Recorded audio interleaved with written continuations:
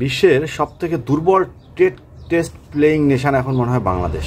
বাংলাদেশ এমন একটা test playing nation, যে নেশনের সাথে যারা খেলতে আসে তারা মনে হয় তাদের যে বড় বড় প্লেয়াররা আছে বা বড় বড় ক্রিকেটাররা আছে তাদেরকে রিজার্ভ দিয়ে আসে, যে তারা রেস্ট নিক। বিশেষ করে ইন্ডিয়া, অস্ট্রেলিয়া, শ্রীলঙ্কা এদের প্লেয়াররা তো ভাইয়া বড় বড় ক্রিকেটাররা বাংলাদেশের সাথে টেস্ট খেলতেই চায় না, কারণ তারা খুব ভালো করে জানে যে এদের সাথে টেস্ট খেলা মানে 2-1 দিনের মধ্যে ম্যাচ জিতে যাওয়া। জিম্বাবুয়ের মতো টিম যদি বাংলাদেশের সাথে 4 দিনে ম্যাচ জিততে পারে, তাহলে অন্যান্য বড় বড় টিমরা কেন বাংলাদেশের সাথে টেস্ট খেলবে একবার ভেবে দেখছেন?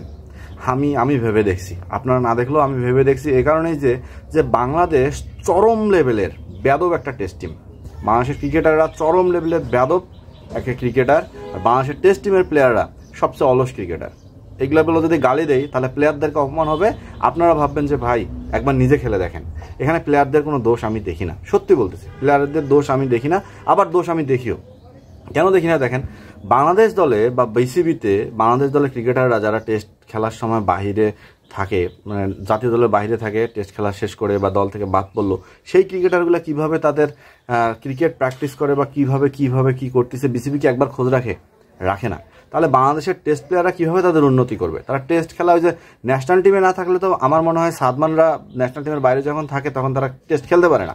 তাদের দ্বারা টেস্ট খেলার মধ্যে একটা মঞ্চ তৈরি করবেন। যেমন আপনি ইন্ডিয়ার দিকে তাকান, ইন্ডিয়ার অনেক ক্রিকেটাররা আছে যারা ন্যাশনাল টিমে টেস্ট খেলে না, ন্যাশনাল টিমের বাইরে আছে, কিন্তু তাদের জন্য বিসিসিআই অনেকগুলো টুর্নামেন্ট আয়োজন করে, অনেকগুলো টুর্নামেন্ট হয়, তাদের মাসের পর মাস টুর্নামেন্টই চলে। তারা সারাদিন রোদে পুরে বৃষ্টিতে ভিজে কঠোর পরিশ্রম করে। তাহলে ইন্ডিয়ান ক্রিকেটে এত কষ্ট করার পর যখন এক একটা করে হীরার টুকরা আসে, তখন আমরা তাদের সাথে আমাদের ক্রিকেটারদের তুলনা করি।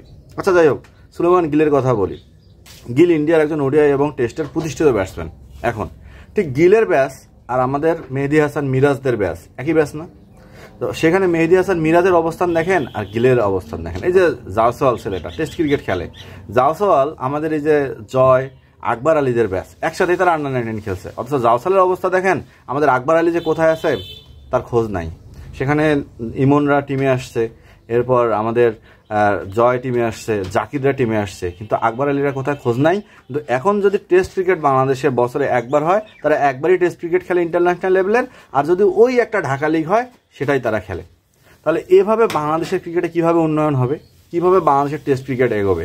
তাহলে বাংলাদেশকে কেন বলবো না যে ঘাত ধরে টেস্ট ক্রিকেটের র্যাঙ্কিং থেকে বের করে দেন? কারণ এভাবে একটা টেস্ট ক্রিকেটের ন্যাশন বছরের পর বছর, দিনের পর দিন, ম্যাচের পর ম্যাচ খারাপ করবে এবং মান ইজ্জত নিয়ে টানাটানি করবে, এজন্য দায় কি দর্শকরা নাকি আমাদের মতো ক্রিকেট ফ্যানরা? কারণ আমাদের মতো ক্রিকেট ফ্যান তো লজ্জাহীন সব কিছু ভুলে খেলা দেখবো না বলো টিভি সেটের সামনে বসি, খেলা দেখবো না বলো স্টেডিয়ামে গিয়ে টিকিট কেটে খেলা দেখি। আর এই চান্স পেয়ে বাংলাদেশ জিম্বাবুয়ের সাথে হেরে একদম মান ইজ্জত যতটুকু ছিল একদম তামা করে দিয়ে পায়জামা ফিতা পর্যন্ত হারায় ফেলছে। এমন একটা অবস্থা করছে বাংলাদেশ ক্রিকেট দল যে জিম্বাবুয়ের সাথে নিজের মাটিতে খেলবে, হোম অ্যাডভান্টেজ নিবে। মানে অস্ট্রেলিয়া এলে বাংলাদেশ স্পিন ট্র্যাক করবে, ইন্ডিয়া এলে বাংলাদেশ স্পিন ট্র্যাক করবে, জিম্বাবুয়ে আসলে বাংলাদেশ পেস ট্র্যাক করবে। মানে তখন মানে বাংলাদেশের পেসারদের পরীক্ষা নিতে হবে জিম্বাবুয়ে ব্যাটসম্যানদের কাছে। এই জন্য বাংলাদেশ স্পিন ট্র্যাকও করতে পারে নাই বা হোম অ্যাডভান্টেজও নিতে পারে নাই। সো এটা মনে হয় বাংলাদেশের চরম একটা ব্যর্থতা। আপনাদের কাছে মনে হবে বা কিন্তু আমার কাছে মনে হবে না, কারণ দিনের পর দিন, মাসের পর মাস বাংলাদেশ যেভাবে খেলতেছে, বাংলাদেশের ক্রিকেট যেভাবে খেলতেছে, এরা শুধু পিছায়ে পড়তেছে, ট্রেন গাড়ির মতো এরা পিছায়ে পড়তেছে। সামনে আগানোর কোনো প্রকার কোনো কায়দা কৌশল বাংলাদেশ টিমের নাই। সেই সাথে বিসিবির এই যে 120 কোটি টাকার একটা কাণ্ড যে ঘটতেছে, এটা নিয়ে যে আরও কীভাবে বাংলাদেশ ক্রিকেটের মাঠ গরম হবে সেটার জন্য অপেক্ষা করেন। এবং বাংলাদেশ ক্রিকেট দলের এই যে মমিনুল হক বলেন, মুশফিকুর রহিম বলেন, শান্ত বলেন, জয় বলেন, এরা কোনো কাজের ক্রিকেটার আসলে আমি দেখি না, এদের দ্বারা কোনো উন্নয়ন আমি দেখি না। কালে ভদ্রে একটা করে সেঞ্চুরি, কালে ভদ্রে একটা করে রেকর্ড ভাঙবে, সেটাই দেয় বাঙালি খুশি, ওরাও খুশি। ওরাও জানে যে একটা ম্যাচে যদি সেঞ্চুরি করি পরের 10টা ম্যাচ আমি কনফার্ম। সো এভাবে বাংলাদেশের ক্রিকেট কখনো উন্নয়ন হয় না। যে কথাগুলো বললাম এই কথাগুলো আমার না, এই কথাগুলো মোহাম্মদ আশরাফুলের।